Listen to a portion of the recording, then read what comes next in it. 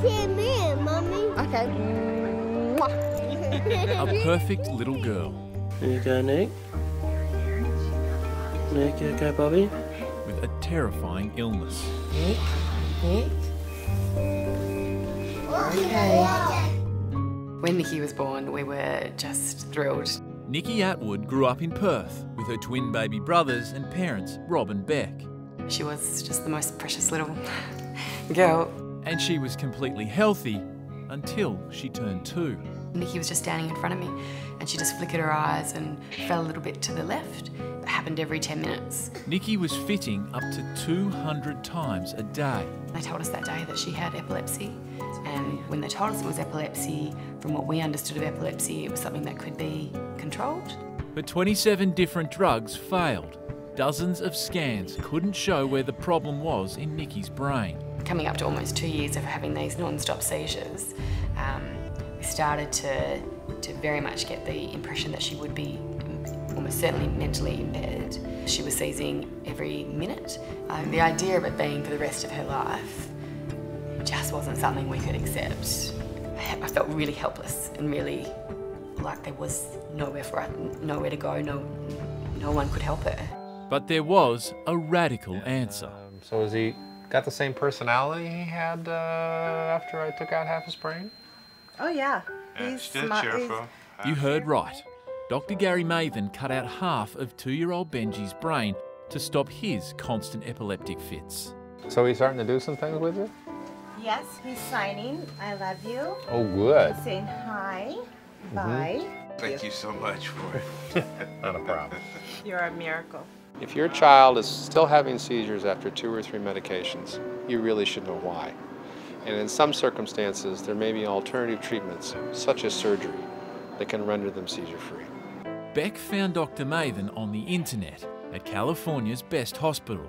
It was just, you know, what are our options? No one's going to give us any options now, so we need to work these options out ourselves. These are parents who've made the reach, who've not accepted what they were told. So when you get a plea for help, as a human being, what do? You respond. I attached a video of Nikki having a seizure, and he responded the next day. And we were blown away that he responded. And he sent back an email saying he agreed that we should try to identify the spot. And he would simply cut it out. You want to see one of them? The family flew to LA, using a cocktail of sedatives to keep Nikki as calm as possible. We never wanted to have that doubt that we didn't do as much as we could. Hoping for a miracle, Beck and Rob watched Nikki go into her critical final scan. All right, here we go, Nikki. Doing a good job, Nikki. Keep going. Stay nice and still. As parents, you want to do everything, or try and do everything that you possibly can to give your kids the best opportunities and the best quality of life that they can. Revealing maps of Nikki's brain begin to emerge. They'll be able to see exactly which areas they need to preserve and which areas they're trying to remove surgically. Okay. Well done! You did it! The next day's results would determine Nikki's future. You were so good. The good news is that what they couldn't find when you were home, we were able to find a problem. And the bad news? Nikki could end up paralysed by the surgery.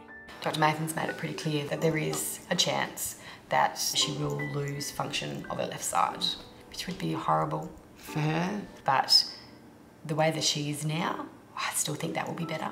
For Nikki, her risks are either 0 or 100. She's either going to have a problem or not. But at least there was hope. It was a little bit surreal. It was almost like a movie.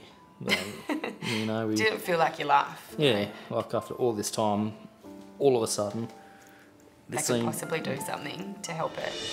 Your brain is a computer. Now imagine it crashing 200 times a day. Every time it had to reboot, find lost files, work out what's going on. That's what's happening right here for Nikki.